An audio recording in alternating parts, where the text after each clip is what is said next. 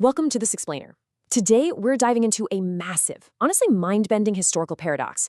How exactly did a Jewish apocalyptic preacher, a man executed for treason as a common criminal by the Roman Empire, become worshipped as the eternal creator of the universe by millions of people? It's an absolutely fascinating puzzle. We're going to explore this incredible transformation by looking at New Testament scholar Bart Ehrman's provocative book, How Jesus Became God. Now, Ehrman actually began his life as an evangelical Christian before becoming an agnostic secular humanist. And here, he's trying to look at this whole evolution not through the lens of faith, but strictly through the lens of rigorous historical investigation. So here's the core mystery that frames Ehrman's entire journey from an insider believer to an outsider historian. Did the actual historical guy walking around first-century Galilee really claim to be the Lord of the cosmos? You see, Ehrman isn't trying to answer how God became a man. Instead, he wants to know how a man came to be thought of as God. Here is our agenda for today. 1. The divine-human continuum. 2. The historical Jewish preacher. 3. Visions and the resurrection. 4. Exaltation to incarnation. 5. The road to Nicaea. And finally, 6. Evaluating the argument. All right, let's jump straight into Section 1, the divine-human continuum. Okay, to really wrap our heads around the first century, we have to completely toss out how we usually think about gods and mortals. Today, we tend to imagine this massive, totally uncrossable brick wall between God and humanity, right? But back in antiquity, that wasn't the case at all. Over in the Greco-Roman world, you had stories of gods taking human form, divine beings born to mortals like Hercules, and humans literally becoming divine, like Julius Caesar. And, this is crucial, Ehrman points out that ancient Judaism had a very similar continuum.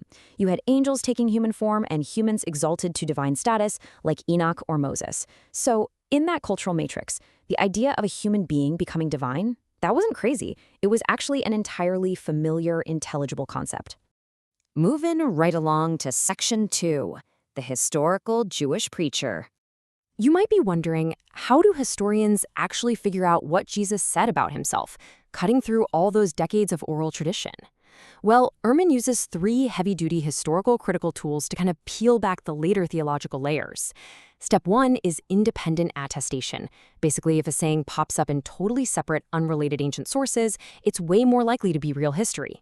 Step 2 is dissimilarity. This one's interesting. If a saying actually goes against what the later church believed, it's super likely Jesus really said it. Why? Because early Christians wouldn't have just invented something that made their own theology harder to explain. And step 3 is contextual credibility. Does the saying sound like something a first-century Jew in Palestine would actually say? When Ehrman runs the text through those 3 steps, he lands on a pretty firm conclusion. He argues that Jesus' apocalyptic message, this idea that God was about to dramatically intervene in history and overthrow evil, passes all 3 criteria with flying colors. It's in multiple sources, it fits first-century Judaism perfectly, and it definitely wasn't invented by the later church, who quickly realized the apocalypse wasn't happening right away. But, and here's the kicker, Ehrman notes that the explicit moments where Jesus calls himself divine, which really only show up much later in the Gospel of John, fail those exact same historical tests. So, Ehrman concludes that Jesus thought of himself as a human messianic king, absolutely, but not God. Which brings us to Section 3, Visions and the Resurrection. So, if Jesus didn't walk around claiming to be God, what on earth sparked this monumental shift in belief? Working strictly as a historian, Ehrman gets incredibly skeptical about the traditional story of Jesus' burial.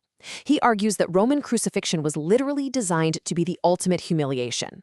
That meant bodies were intentionally left out for scavengers, and criminals were just tossed into common, unmarked graves.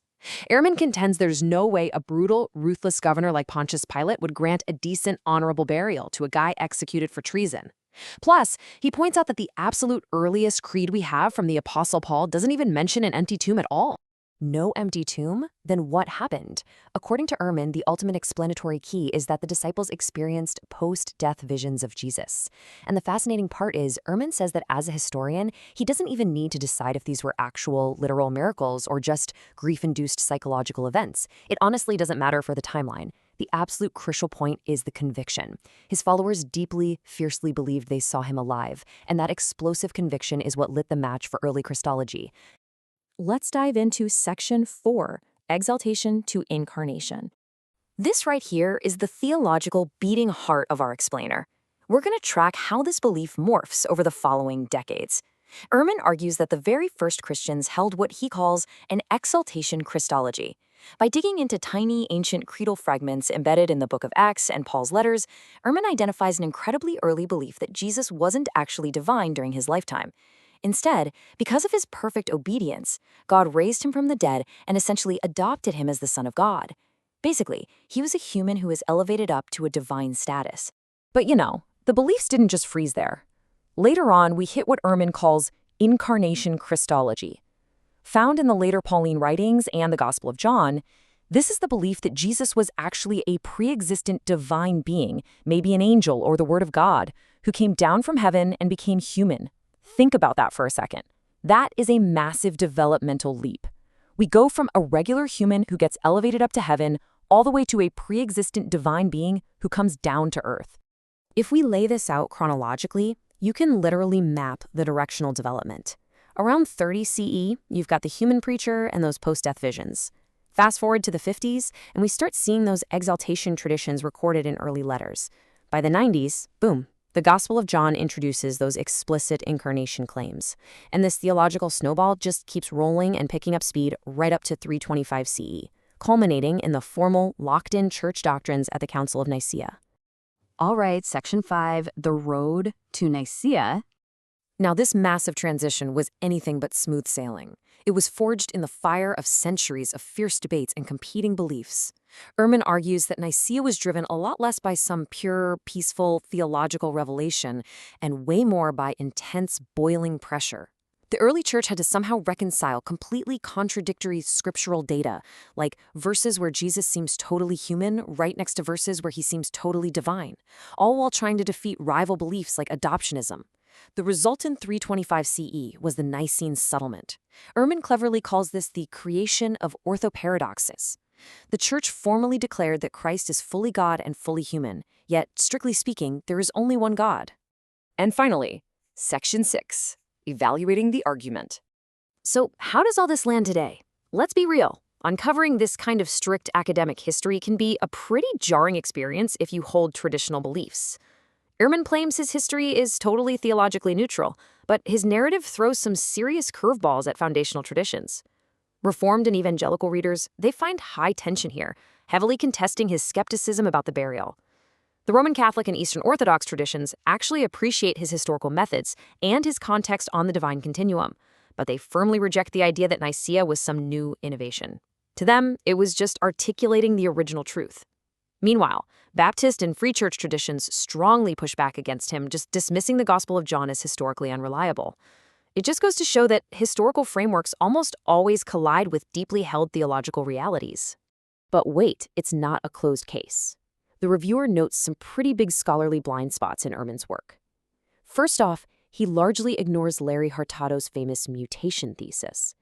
Hurtado argues that early Christians were worshiping Jesus alongside God almost immediately. That rapid, explosive early devotion totally contradicts Ehrman's slow, step-by-step timeline. Second, scholars like Craig Evans point out that Ehrman way overstates his skepticism about the burial. He ignores hard archaeological evidence, like the remains of a first-century crucifixion victim named Yehohanan, who was actually given a proper Jewish burial despite his execution. Finally, the review points out an implicit secular bias. Ehrman's whole narrative kind of assumes that complex, later doctrines are just artificial departures from the real history. And that framing inherently challenges the idea of a spirit-guided unfolding of truth. To wrap things up today, I want to leave you with a genuinely provocative question to chew on. If rigorous historical inquiry reveals that our most cherished beliefs, like the divinity of Jesus, actually evolved dynamically over centuries, does that evolution diminish the truth of those beliefs? Or does it simply reveal the messy, complex human fingerprints on the divine? Uncovering the intricate history of a doctrine is bound to challenge us, for sure, but it can also incredibly deepen our understanding of how history, faith, and humanity all intersect. Thanks for exploring a massive topic with me today. Keep asking questions and stay curious.